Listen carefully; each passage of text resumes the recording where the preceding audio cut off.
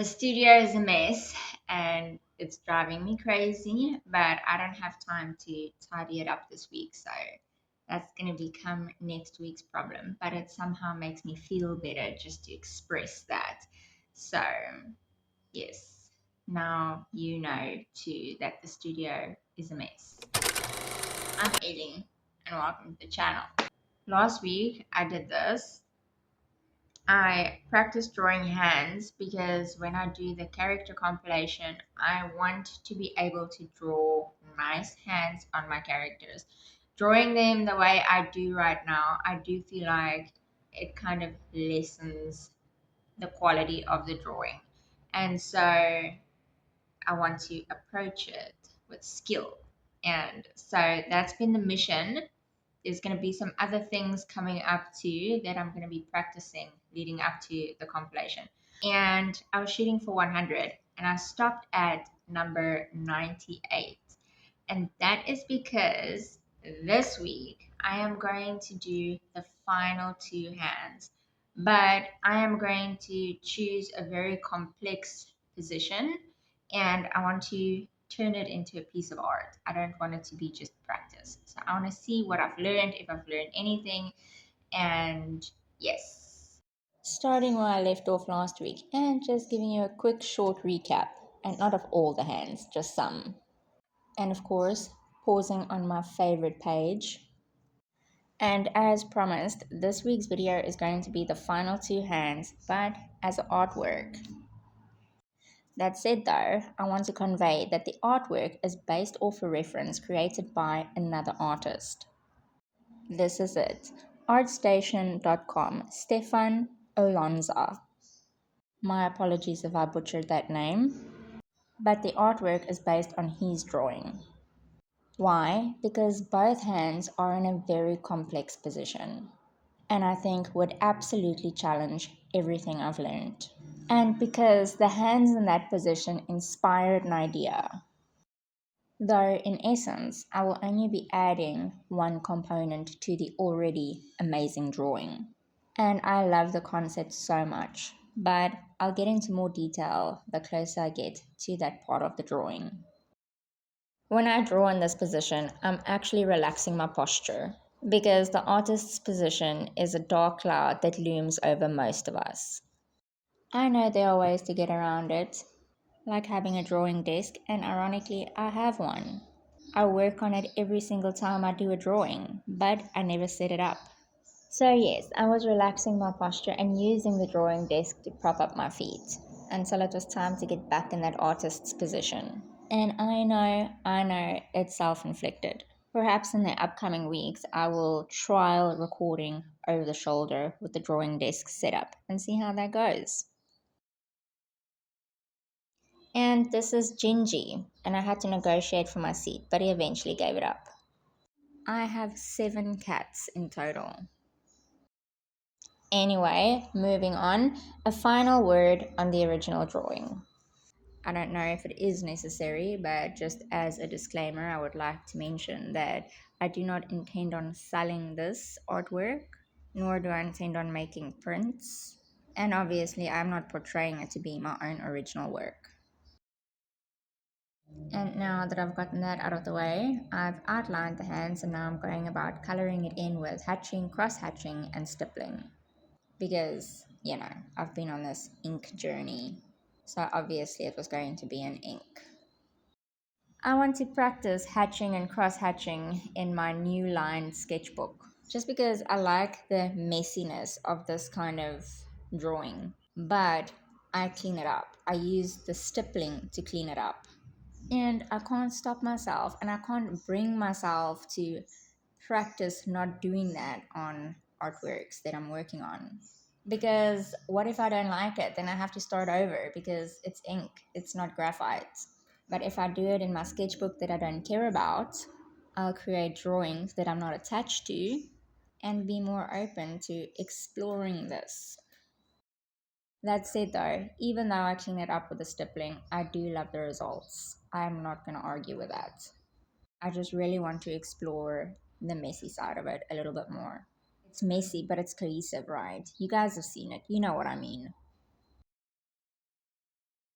Let's now do the sacred ritual that all artists conform to. And that is completely disregarding everything that is right with it and pointing out in painful detail everything that is wrong with it and everything we don't like about it.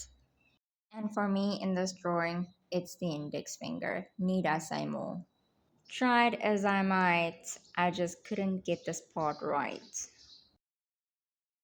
Alright, full transparency. The way I said that, the way I set it up, was very intentional. Because it hits on something that is quite prevalent in the art world. And, well, I want to talk about it. And that is that artists get a lot of hate for pointing out the flaws in their art or the things about it that they don't like. And I get it. For the most part, people are just trying to be supportive, express kindness, and I guess bring artists to see what is good about their work as opposed to always pointing out what is wrong with their work. And I completely understand that. And I'm bringing it up now because I saw it again this past week on Instagram. It reminded me how often I actually do see this in the art community. I can only speak for myself, but I imagine that there are a lot of artists that feel the same. So let me start with the blatant truth of it. For me, anyway. And when I see other artists do this, this is how I see it. When artists do this, it's not that they're bagging on themselves. It's not even a lack of confidence in their work per se. There are a few factors around this. One being that it could be that the artist had a very specific vision in mind and didn't produce that vision the way they saw it in their mind. It could be that they followed a reference and what they came up with wasn't true to the reference. This is especially relevant when it comes to realism. It could be that something small is just off.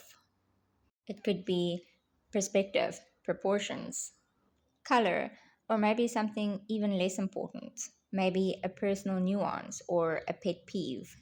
For me, that's messing up the paper. I've started over many times before because I messed up the paper.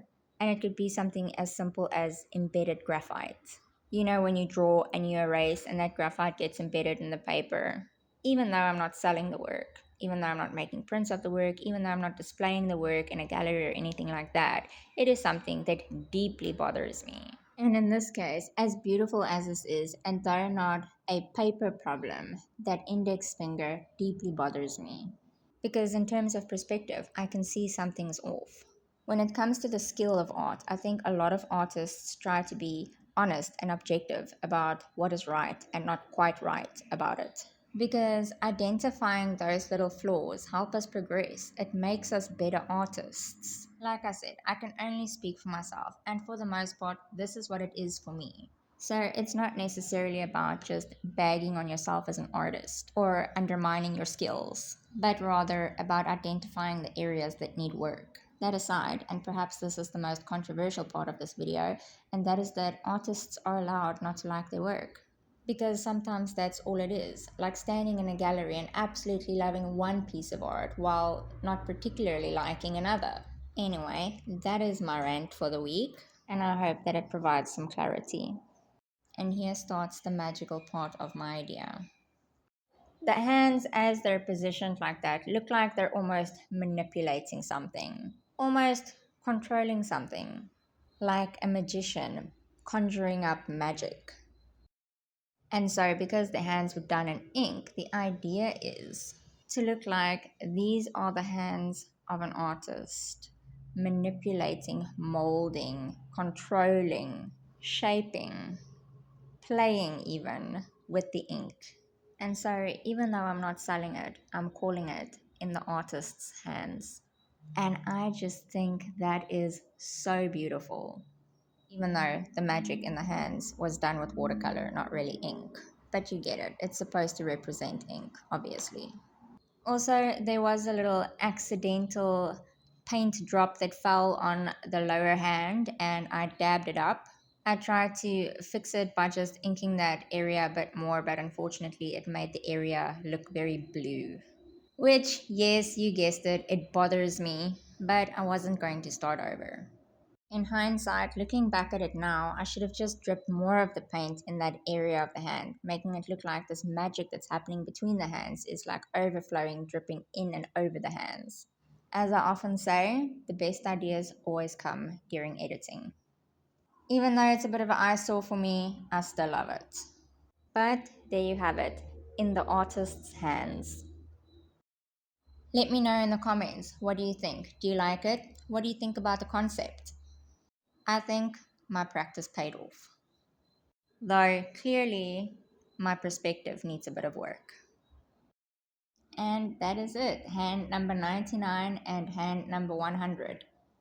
Thank you so much for your time. Thank you for watching. And if you enjoyed this video, please consider subscribing.